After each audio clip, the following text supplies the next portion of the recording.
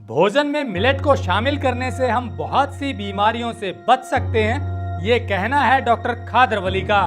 Doctor खादर वली food scientist हैं और millet को बढ़ावा दे रहे हैं। इनका कहना है कि गेहूं, चीनी और मिलावटी दूध के कारण बहुत सी बीमारियां बढ़ रही हैं और यदि हम गेहूं को कम करके मिलेट को भोजन में शामिल कर लें तो sugar, blood pressure, cholesterol, thyroid, PCOD, skin या ऐसी बहुत सी बीमारियों से बच सकते हैं। नमस्ते दोस्तों, मैं अंकिता आज आप सबके साथ आई हूँ मैं शेयर करने कि मिलेट को किस तरीके से खाया जाए। जैसे कि हमें डॉक्टर खादर वली ने सिखाया है कि हमारे वीट और राइस को कैसे रिप्लेस कर सकते हैं आसानी से। हमारे जो रोज़मर्रा की ज़िंदगी में हम रोटी और चावल खाते हैं तो हम उनको किस तरीके से मिलेट से कुक कर सकते हैं और बहुत इजीली मिलेट्स पे मूव हो सकते हैं। सो ऐसी कुछ रेसिपीज़ मैं आपके साथ शेयर करने आई हूँ। सबसे पहले हम बात करेंगे अम्बली के बारे में, जिसे कि खमीर भी बोल सकते हैं समझने के लिए। ये एक तरीके का फर्मेंटेड पॉरेज होता है जिसको कि हम कुछ घंटे पका के मिट्टी के बर्तन में ही इसको पकाया जाता है और फिर उसी में उसको छोड़ दिया जाता है 7 से 8 घंटे के लिए, ताकि उसमें गुड बैक्टीरिया पनपे और वो गुड बैक्टीरिया जब हमारी गट को मिलते हैं सो हमारा गट को मैक्सिमम बेनिफिट्स मिलते हैं उस बैक्टीरियाज के थ्रू। मिलेट को अम्बली के रूप में कंज्यूम करना, या जो नए स्टार्ट कर रहे हैं जिनको ये नहीं पता चलता कि हम कहाँ से शुरुआत करें मिलेट को खाना कि हमें उसके बेनिफिट्स भी मिले और हमारा को टेस्ट भी धीरे धीरे डेवलप हो जाए, तो सबसे बेस्ट तरीका है कि हम अम्बली से चालू करें। इसके लिए आपको जैसे कि हमने बताया ये 5 तरीके के श्रीधन्य मिलेट्स हैं, जिसमें कि कोदो है, लिटिल है, बार्नयार्ड है, ब्राउन टॉप है और फॉक्सटेल है। आप उसको किस तरीके से अम्बली के रूप में खाएं वो मैं आपको बताने जा रही हूँ। सबसे इम्पॉर्टेंट बात, हम जिस दिन जो मिलेट खाते हैं हमें कोई भी मिलेट को मिक्स नहीं करना है, वो बहुत ज़रूरी स्टेप है। आज अगर हमने लिटिल मिलेट खा रहे हैं तो कोशिश ये करी जाए कि हम दिन भर में जो भी मिलेट ले रहे हैं, जिस भी रूप में मिलेट ले रहे हैं, चावल के रूप में, रोटी के रूप में, अम्बली के रूप में, पूड़ी के रूप में या किसी स्नैक के रूप में, वो हम लिटिल मिलेट का ही लें। और अम्बली के साथ हम ये कर सकते हैं कि आज जैसे मैंने फॉक्सटेल की अम्बली बनाई है तो 2 दिन मैं फॉक्सटेल की अम्बली खाऊं, अगले दिन मैं ब्राउन टॉप पे खाऊं तो 2 दिन तक ब्राउन टॉप की खाऊं, फिर मैं कोदो पे आ जाऊं, फिर मैं 2 दिन कोदो की खाऊं। इस तरीके से चलता है मिलेट का।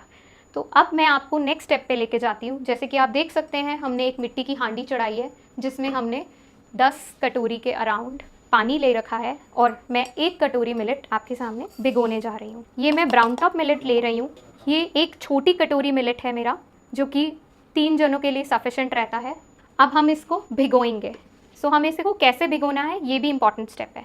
अगर आप देखेंगे मैंने इसमें थोड़ा पानी डाला, बस इसको हल्के हाथ से ऐसे स्वर्ल करेंगे हम और इसका पानी हटा देंगे। हमने एक वॉश करा है, अब ये हम दूसरी बार इसको वॉश करने जा रहे हैं। बस इसको आपको जिस तरीके से हम दाल और चावल को हाथ से मसल मसल के धोते हैं वो काम नहीं करना है, क्योंकि मिलेट में लिग्नास होते हैं, उसको लूज़ नहीं करना है। तो आप देख सकते हैं बस ये मैंने हल्के हाथ से 2 बार इसको धोया, सारा पानी मैंने निकाल दिया है।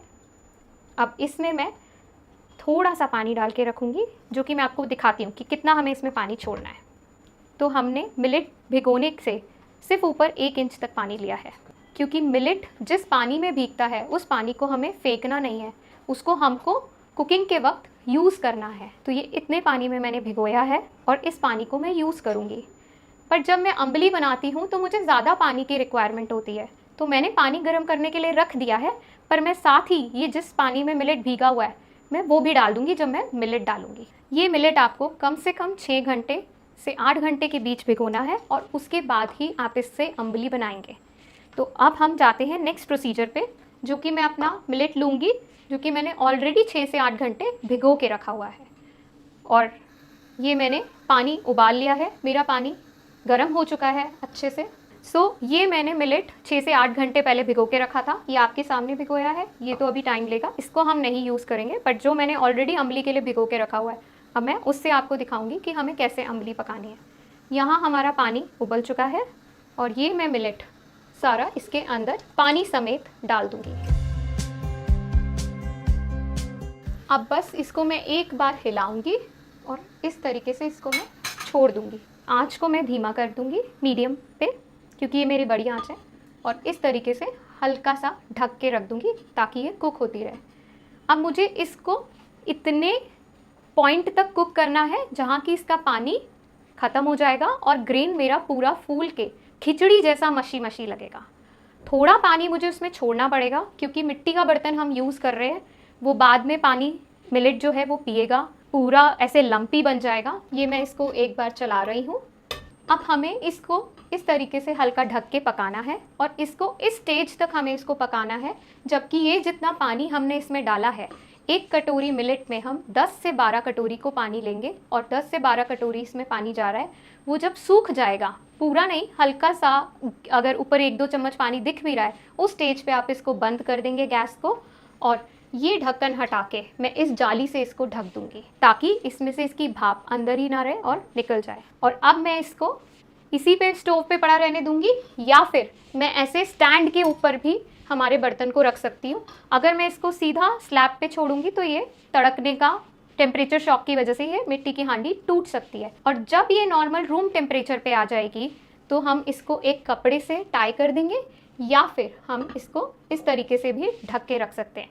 प्रेफरेबली इसको एक सफ़ेद साफ कपड़े से, जो हमारा पतला मसलिन का क्लॉथ होता है, उससे ढक के रखना चाहिए और हम इसको मिनिमम 7 से 8 घंटे फर्मेंटेशन प्रोसेस इसमें होने देंगे। सो इसका फर्मेंटेशन टाइम मिनिमम 8 घंटे होना चाहिए, बट 8 से 12, 13, 15 घंटे भी हो जाएं तो ये ख़राब नहीं होती है। और इसके बाद जब आप इसको खाने के अलग अलग तरीके हैं, आप इसको कर्ड राइस के रूप में खा सकते हैं, आप इसको शेक के रूप में पी सकते हैं, आप इसको छाछ की तरीके से ले सकते हैं, इसमें दही मिला के, पानी थोड़ा सा डाल के, हल्का सा इसको मथ के और नमक, भुना जीरा, हरा धनिया मिला के छाछ के रूप में ले सकते हैं। और किसी को अगर मीठा पसंद हो तो थोड़ा सा गुड़ और आपका पाम जैगरी और कोकोनट मिल्क के साथ भी आप इसको ले सकते हैं। जो हमने इसमें इंपॉर्टेंट चीज़ बताई थी कि इसमें नमक हमने नहीं ऐड किया है, जब आप इसको खाएं तब उस टाइम पे आप इसमें नमक ऐड कर सकते हैं, बट जो आपने नमक ऐड किया है वो आप उतने ही प्रोपोर्शन में करेंगे जितना आपने अम्बली लिया है। और उससे ज़्यादा इंपॉर्टेंट चीज़, अम्बली को हम रीहीट नहीं करते हैं। सर्दी के दिनों में मैं समझ सकती हूँ, बहुत ठंड हो जाती है, बहुत ठंडा हो जाता है, हमसे इतना ठंडा वो एकदम गट्ठा हो जाता है, नहीं खाया जाता। तो उस केस में आप ये कर सकते हैं कि आप इसको दाल के साथ खा रहे हैं या फिर आप इसको किसी सब्जी के साथ खा रहे हैं तो वो थोड़ी गर्म हो, पर इतनी भी नहीं कि इसके बैक्टीरिया उसमें डालती, कि कोई भी गर्म उबलती हुई चीज़ के साथ आप इसको कंबाइन नहीं करेंगे। आप इसको डबल बॉयलर लेके या गर्म पानी करके उसमें एक पॉट में रख के, मिट्टी के बर्तन कोई, ताकि बस ये हल्का सा नॉर्मल टेम्परेचर पे आ जाए, जो इसका ठंडा टेम्परेचर है उससे हम इसको रूम टेम्परेचर पे लेके आ जाएं। पर अगर हम इसको रीहीट कर देंगे तो इसमें जो अच्छे बैक्टीरिया, गुड बैक्टीरिया पैदा हुए हैं जो कि हमारी गट के लिए एक अमृत हैं, वो हम उनको खो देंगे। जैसा कि मैंने आपको बताया कि हम इसमें नमक पकाते वक्त नहीं डालेंगे, खाने वक्त डालेंगे। उसके पीछे इसका रीज़न ये है खाते वक्त डालने का, और पकाते वक्त हम इसलिए नहीं डालते क्योंकि जो बैक्टीरिया हमें इसमें गुड बैक्टीरिया फॉर्म करने हैं, जो फर्मेंटेशन प्रोसेस के थ्रू फॉर्म हो रहे हैं, वो उस टाइम पे अगर आपने नमक डाल दिया है तो वो बैक्टीरिया नहीं फॉर्म होंगे और उसका वो बेनिफिट आपको जो अम्बली का है वो नहीं मिल पाएगा। जैसा कि हम अम्बली के बारे में बात कर रहे हैं, एक छोटा सा रिकैप ले लेते हैं। हमने मिलेट लिया, उसको भिगोया, 6 से 8 घंटे हम उसको भिगोएंगे और उसके बाद मिट्टी के बर्तन में 10 से 12 गुना पानी के साथ उसको हम पका लेंगे, जिसमें हमें नमक नहीं डालना है। और जब वो पक जाएगा इस तरीके से हम उसको जाली से ढक के, जब वो नॉर्मल रूम टेम्परेचर पे आ जाएगा, उसके बाद हम एक कपड़े से उसको बांध के और फर्मेंटेशन के लिए 8 से 10 से 12 घंटे छोड़ देंगे। बेस्ट पार्ट क्या होता है अम्बली खाने का, या बेस्ट टाइम मैं आपको सजेस्ट करूं, हम दिन में 2-3 बजे मिलेट भिगोएं, शाम को 8, साढ़े 8 या 9 बजे आप बनाना स्टार्ट करें। 10 बजे तक आपकी अम्बली तैयार होके 10:30 तक आप इस पर कपड़ा बांध के रख सकते हैं। और सुबह पहला मील ब्रेकफास्ट में अगर आप अम्बली लेते हैं, जो कि आप ग्रीन वेजिटेबल की स्लश बना के, जितने जो आपकी पत्ते वाली सब्जियां हैं उनकी स्लशी बना के और या सैलेड के तरीके से अम्बली उसमें मिक्स करें, वो आपको बेस्ट बेनिफिट देती है। आप, ऐसा नहीं है कि अम्बली आप शाम में नहीं खा सकते या दिन के खाने में जब आप अपना खाना खा रहे हैं तब आप अम्बली नहीं खा सकते, ज़रूर खा सकते हैं। पर जो सबसे ज़्यादा बेस्ट आपको मैक्सिमम बेनिफिट आपको अम्बली का सुबह खाली पेट आपका फर्स्ट मील जो होता है तब मिलता है, जबकि आप उसको आपकी वेजिटेबल्स जो पत्ते वाली होती हैं उसकी स्लशीज बना के और उसके साथ कंबाइन करके मिलता है। अब मैं आपको बताऊंगी मिलेट से स्टीम राइस किस तरीके से बनाना है, तो आइए चलते हैं उसकी तरफ। ये हमारा श्रीधन्य 5 पॉजिटिव मिलेट्स हैं। अब सबसे पहले हम देखते हैं कि हम मिलेट को चावल के रूप में कैसे खा सकते हैं। सो अगर हम नॉर्मल जो अपना वाइट राइस खाते हैं, अगर हम वाइट राइस की बजाय मिलेट का चावल भी खा सकते हैं, जिस तरीके से हम घर में रोज़ दाल बनाते हैं, सब्ज़ी बनाते हैं और छोले राजमा बनते हैं, उसके साथ मिलेट को किस तरीके से पका सकते हैं वो मैं आपको चावल पकाने का तरीका बताने जा रही हूँ। सो इसको या तो आप जैसे नॉर्मल चावल बनाते हैं, डेफिनेटली इसका प्रोपोर्शन अलग होता है, बट हम सबसे पहले आज हम फोकस करेंगे स्टीमिंग मेथड पे कि कैसे स्टीम्ड राइस बनाए जाए। बट उससे पहले सबसे इम्पॉर्टेंट चीज़, कोई भी मिलेट हमारा 6 से 8 घंटा भीगा हुआ होना चाहिए। सो बिना भिगोए मिलेट हम नहीं बनाते हैं। हम सबसे पहले अगर हमें मिलेट बनाना है तो उसको मिनिमम 6 to 8 आवर्स का सोकिंग टाइम देना है। उसके बाद हम जो है कोई भी मिलेट को पका सकते हैं। हमें भिगोना कैसे है मिलेट, इसका भी एक इंपॉर्टेंट स्टेप है। मिलेट के ऊपर होते हैं लिग्नास, वो हमें लूज़ नहीं करने होते हैं। तो जैसे हम दाल और चावल को बहुत खंगाल के धोते हैं, वो नहीं करना है हमें मिलेट के साथ। हमें मिलेट लेना है, जैसे यहाँ पे मैं आधा कटोरी मिलेट लिया है और उसको स्टीम करने जा रही हूँ। तो मैंने बस इसको एक बार हाथ से खंगाला और इसमें भिगोने के लिए मुझे सिर्फ 1 इंच पानी ऊपर लेना है। इससे ज़्यादा पानी नहीं लूँगी क्योंकि मिलेट जो है वो उसी के पानी में पकता है। हम और तो ऊपर से पानी जितना ज़रूरत है वो ऐड करेंगे, पर जो मिलेट में का जो पानी होता है जिसमें मिलेट भिगोया हुआ है वो हम उसको यूज़ करते हैं मिलेट पकाने में, हम उसको फेंकते नहीं हैं। सो अभी हम चलते हैं हमारे स्टीमिंग मेथड की ओर। सो सबसे पहले मैंने एक कढ़ाई रख ली और उसमें पानी रख लिया है और इस तरीके से जैसे हम स्टीमिंग, या तो आप इसको स्टीमर में भी कर सकते हैं पर मैं अभी कढ़ाई में कर रही हूँ।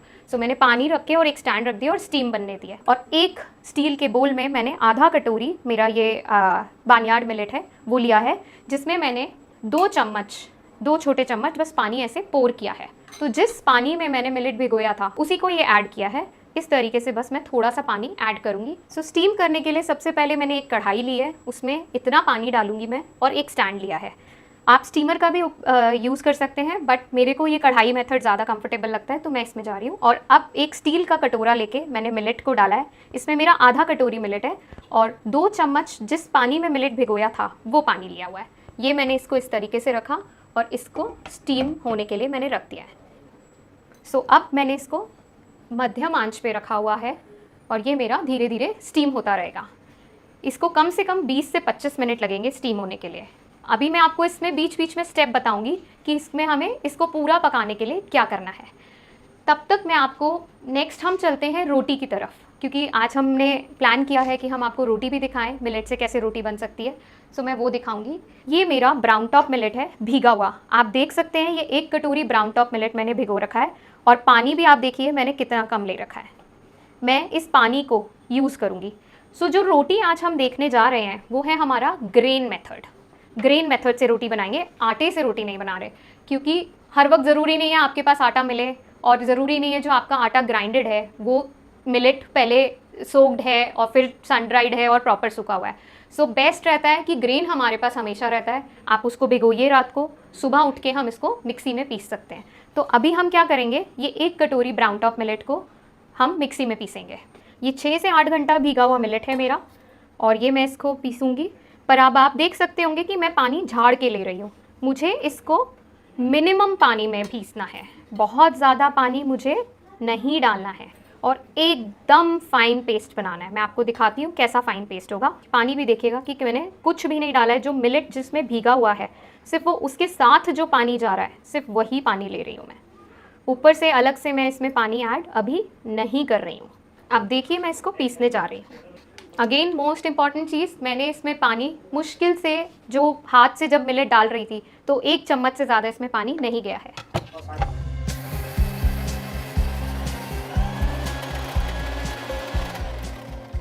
अगर आप देखेंगे ये इतना महीन पेस्ट बन गया है, पर इसमें अभी थोड़े से पानी की रिक्वायरमेंट है, तो मैं इसमें 2 चम्मच पानी डाल रही हूँ और ये मैं वही पानी ले रही हूँ जिसमें मैंने मिलेट भिगोया था। अब हम चेक करेंगे कि हमारा बैटर कैसा है।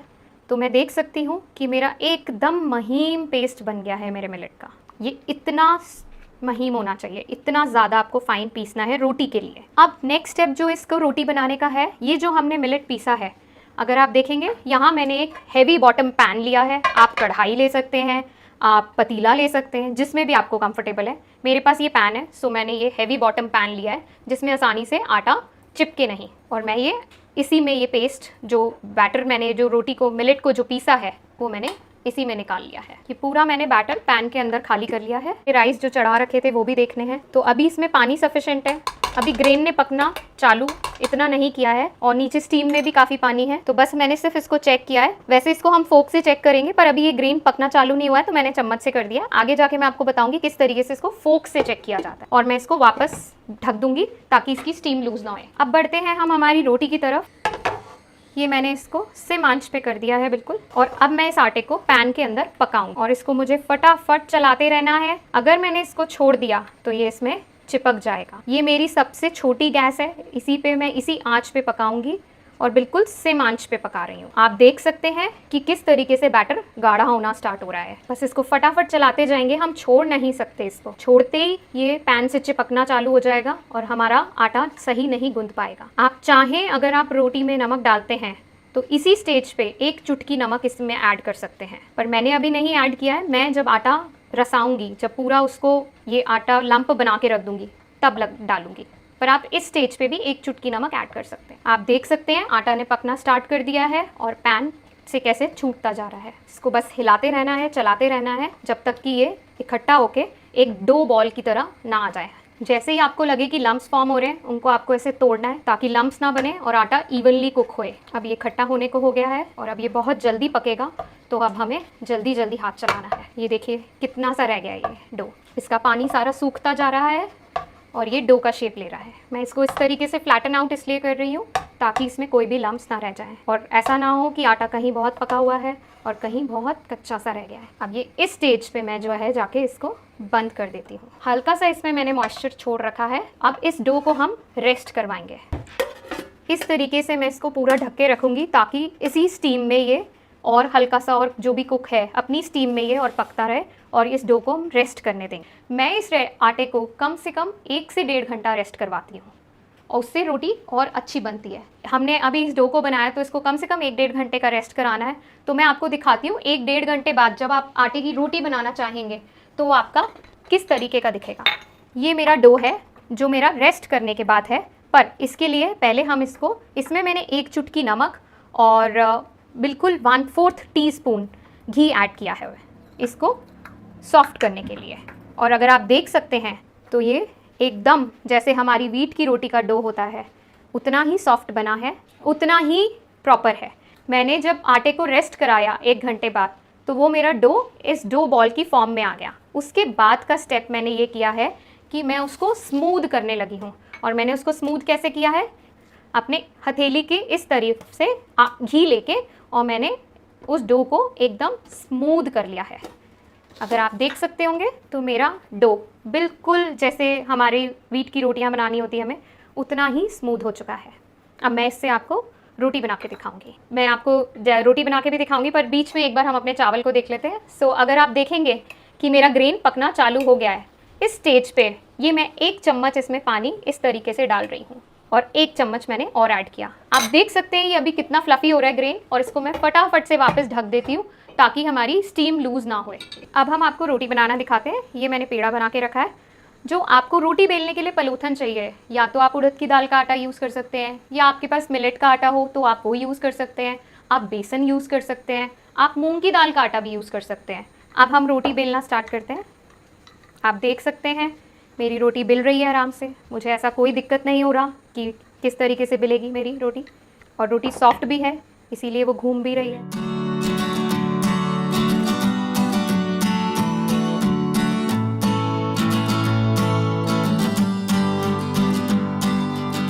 तो अब आप इसमें घी या सेसमे ऑयल जो भी आप खाते हैं वो आप लगा सकते हैं।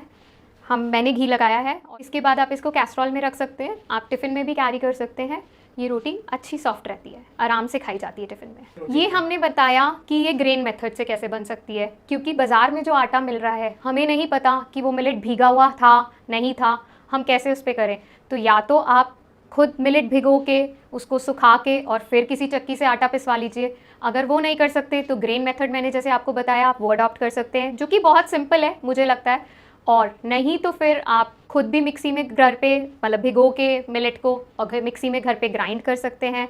और अगर आप आटा यूज़ कर रहे हैं तो उसका अलग मेथड होता है, वो उबलते हुए पानी के साथ आटा लगाया जाता है। बट जितना हम लोगों ने उस पर फर्दर और रिसर्च किया है, सबसे बेस्ट रोटी इस ग्रेन मेथड के साथ बन। फिर उसके बाद अगर आप बाहर चक्की पे आटा पिसवाते हैं तो पहले उसको अच्छे से सन ड्राई होने दें, और फिर भी लगता है कि कहीं मॉइस्चर रह गया तो हल्का सा 5-7 मिनट कढ़ाई में चला लें, खाली ड्राई रोस्ट जिसे कहते हैं, और अच्छे से बस सूखा हुआ होना चाहिए, अदरवाइज वो आपका आटा खराब हो जाएगा अगर उसमें मॉइस्चर है तो। कोई भी आटा हो, किसी भी आटे की शेल्फ लाइफ 7-8 डेज से ज़्यादा नहीं होती। जो हमें बाजार में शेल्फ पे आटे मिल रहे हैं बाजरा के या मिलेट के भी अब मिल रहे हैं, हमें नहीं पता वो कब के पिसे हुए हैं, क्या है, कितना बेनिफिट हमें मिलेगा उसका हमें नहीं पता। तो सबसे बेस्ट तरीका यही है कि हम घर पे मिलेट को सोक करके उसको सन ड्राई करके आटा पिसवा के रख लें।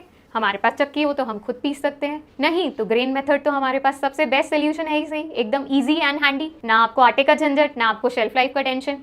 रात को मिलेट भिगोया, सुबह उसको ग्राइंड किया और आपने फटाफट पेस्ट बनाया। और ये पेस्ट भी अभी आपको ऐसा लग रहा होगा कि ये बहुत डिफिकल्ट है या क्या, बट रोटी का believe me it comes with practice. आप जितना जितना बनाते जाएंगे उसको वो उतनी सॉफ्ट होती जाएगी, उतना वो अच्छी बनती जाएगी, उतनी वो गोल बनेगी, उतना आपके लिए ईजी है।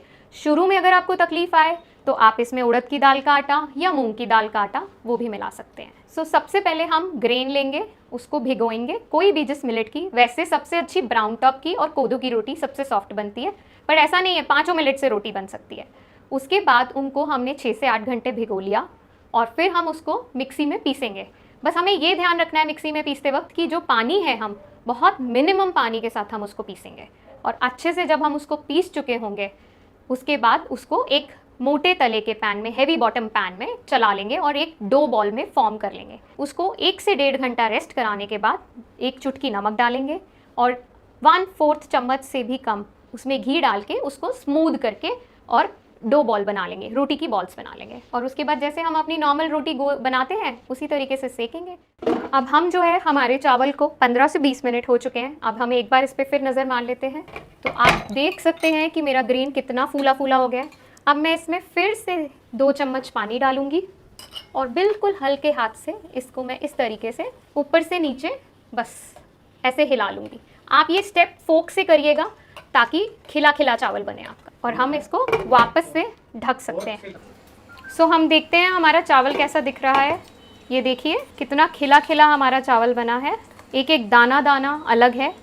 इसमें मैंने मोस्ट इम्पॉर्टेंट चीज़ नमक नहीं मिलाया था उस टाइम पे, क्योंकि जैसे मैं अपना ये जो चावल है इस मेथड से मेरे को फ्राइड राइस बनाना होता है या मिलेट का सैलेड बनाना होता है, तो उसमें मैं अगर नमक ऐड कर दूंगी तो फिर मेरा बाद में डबल हो जाता है। तो मैं इसलिए इसको बिना नमक के बनाया है।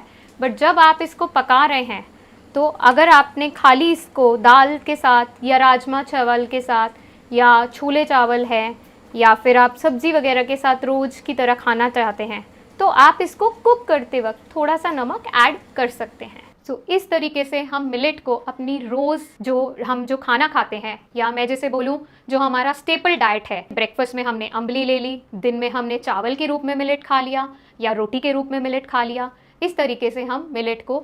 और चावल में भी आप स्टीमिंग मेथड पे भी जा सकते हैं। इतना आप नहीं टाइम इस स्लो मेथड ऑफ कुकिंग पे नहीं जाना चाहते तो आप नॉर्मल जैसे मैंने आपको बताया 1:3 का रेशियो फॉलो करके 3 गुना पानी और 1 पार्ट मिलेट का, उस तरीके से भी जैसे नॉर्मल राइस कुक किया जाता है वैसे मिलेट राइस कुक करके वो मेथड अपना सकते हैं। तो मिलेट आप शुरुआत करने के लिए अगर हम रोज़ वाली चीज़ों में मिलेट खा सकते हैं जो हमारी स्टेपल डाइट है, या तो वो रोटी है या हम फर्मेंटेड पॉरेज के रूप में या फिर हम चावल के रूप में अगर हम स्टार्ट करते हैं तो मिलेट बहुत जल्दी हमारे रोज़ के लाइफस्टाइल में इजीली इनकॉर्पोरेट हो जाएगा। बाकी इससे ऐसा नहीं है कि और कोई चीज़ पॉसिबल नहीं है, ज़रूर बन सकती है, पर अब हम सारा टाइम पूड़ी पकौड़े वो सुबह शाम हम नहीं खा सकते। इसीलिए हम आज एपिसोड में हमने बेसिक्स को कवर करने की कोशिश करी है ताकि नए लोग हैं जो खाना चाहते हैं, इस पे डाइट पे मूव करना चाहते हैं, उनको रोज़ स्टेपल डाइट के फॉर्म में मिलेट कंज्यूम कर सकें।